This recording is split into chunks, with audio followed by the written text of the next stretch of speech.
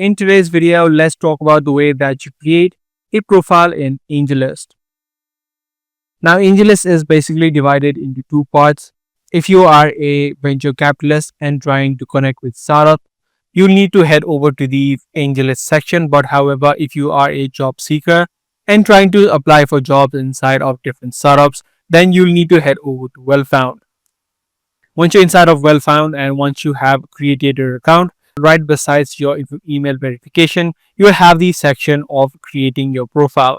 So you'll need to fill in this information such as where you're based in, what describes your current role, and these few information.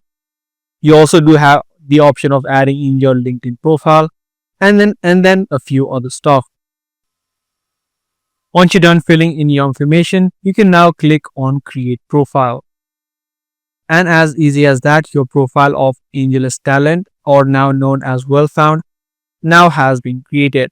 Apart from your profile, in order to complete these steps, you'll also need to fill in other information which are displayed on the top.